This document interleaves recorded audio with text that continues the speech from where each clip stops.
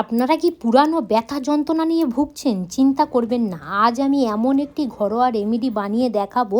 যদি আপনাদের পুরানো শিরদাঁড়া ব্যথা থাকে, হাঁটুর ব্যথা থাকে, তার সাথে সাথে গাঁটের ব্যথা যদি থাকে, এই ঘরোয়া টোটকা যদি আপনারা একবার ব্যবহার করেন, ম্যাজিকের মতো কাজ করবে।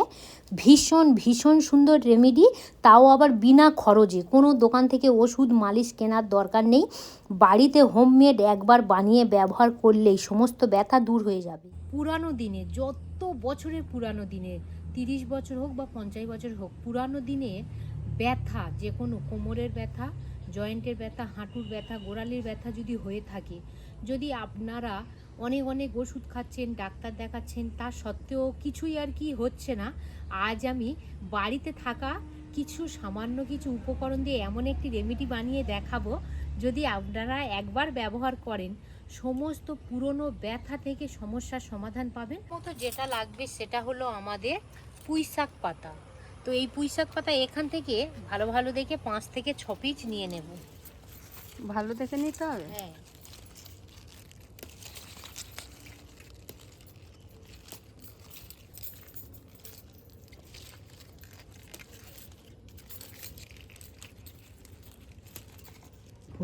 এই পুঁইশাক পাতার মধ্যে কিন্তু মেন যে উপকরণটা থাকে, এই মেন যে আর কি উপকারিতা থাকে, সেটা হলো মিউসিলেজ নামে কিন্তু উপাদান থাকে। আমাদের যে কোনো ব্যথা বেদনার জন্য পুঁইশাক পাতা কিন্তু ভীষণ ভীষণভাবে উপকার করে, যদি আমরা সঠিক আর কি নিয়ম বা ব্যবহার জানি। এছাড়াও কিন্তু পুঁইশাক পাতার মধ্যে ভিটামিন এ থাকে, সি থাকে, ক্যালসিয়াম থাকে, আয়রন থাকে, ম্যাঙ্গানেসিয়াম থাকে, পটাশিয়াম থাকে, অ্যান্টিঅক্সিডেন্ট থাকে।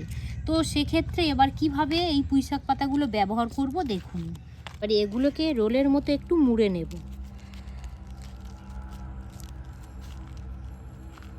এই দেখুন, এইভাবে মুড়ে নিয়েছি। এইভাবে টুকরো করে নিতে হবে, ছোট ছোট করে কেটে নিতে হবে। হ্যাঁ,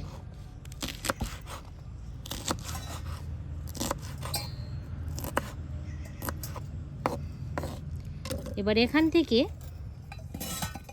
কিছুটা নেব আর কিছুটা রেখে দেব। এখান থেকে একটা ভাগ নিয়ে নিলাম। এবার এর মধ্যে আমি কিছু উপকরণ অ্যাড করব।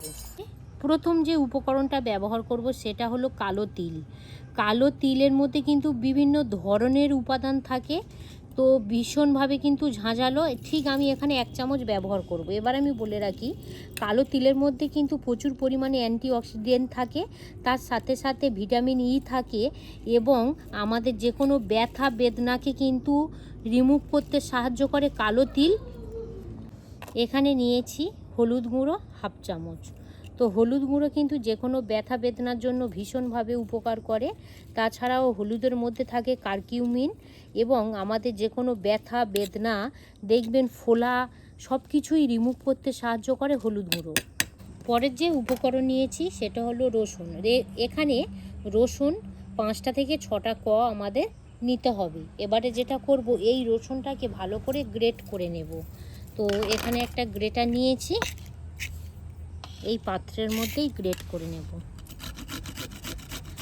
রসুন তো আপনারা সবাই জানেন আমাদের ব্যথার জন্য ভীষণভাবে উপকার করে। যে কোনো দেখবেন ব্যথা বা একটু ফোলা, খুব সুন্দরভাবে কিন্তু আমাদের আরাম দিতে সাহায্য করে এই রসুন। তো এইভাবে ভালো করে গ্রেট করে নিলাম। দিয়ে দেব সরিষার তেল, এখানে 4 থেকে 5 চামচ। আপনারা সবাই জানেন যে মালিশের ক্ষেত্রে সর্ষের তেল কিন্তু আমাদের ভীষণভাবে উপকার করে। এছাড়াও এই সরিষার তেলের মধ্যে কিন্তু ওমেগা ফ্যাটি অ্যাসিড থাকে, তো সেক্ষেত্রে আমাদের ব্যথাটাকে রিমুভ করতে কিন্তু খুব দ্রুতভাবে সাহায্য করে। একটা সসপ্যান নিয়েছি, এই সসপ্যানের মধ্যে কিছুটা জল দিয়ে দেবো। উনুনের মধ্যে বসিয়ে দেবো। এরকম ধরে থাকবো। হ্যাঁ, কিছুক্ষণ বাদে দেখবে জলটা খুব সুন্দরভাবে ফুটতে শুরু করে দেবে। পুঁইশাক পাতা এবারে দিয়ে দেব।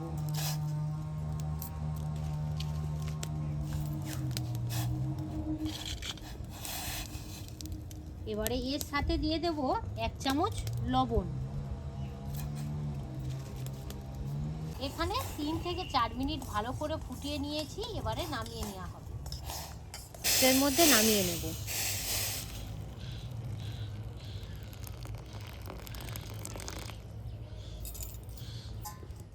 এই মিশ্রণগুলো এইগুলো ফুইটে নেব, চচ্চর করতে গো।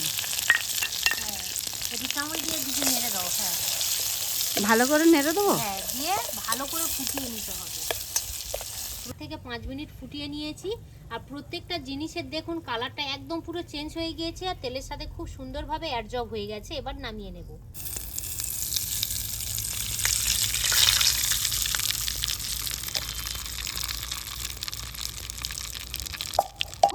আপনাদের যেখানে হাঁটু বা কোমর বা জয়েন্টের ব্যথা একটু সেঁক দিতে হবে, এখানে যে পুঁইশাক পাতার লবণ দিয়ে ফোটানো জল এখনো পর্যন্ত গরম আছে।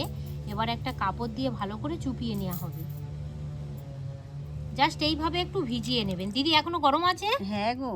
এবারে ভালো করে যেসব বন্ধুদের হাঁটুর ব্যথা নিয়ে ভুগছেন বা ফোলাটা একদম পুরো কমছে না, এইভাবে গরম সেঁক দিতে হবে কিন্তু কিছুক্ষণ।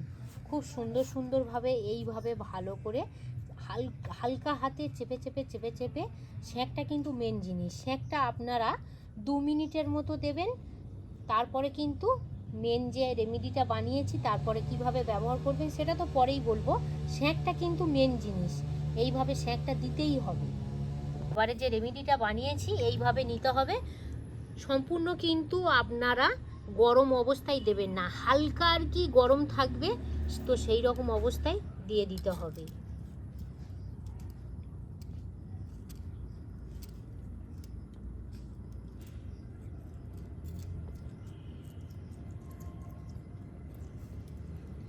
শুধু যে আপনাদের হাঁটুর ব্যথা নিয়ে ভুগছেন, চিন্তায় পড়ে গেছেন, একদম চিন্তা করবেন না।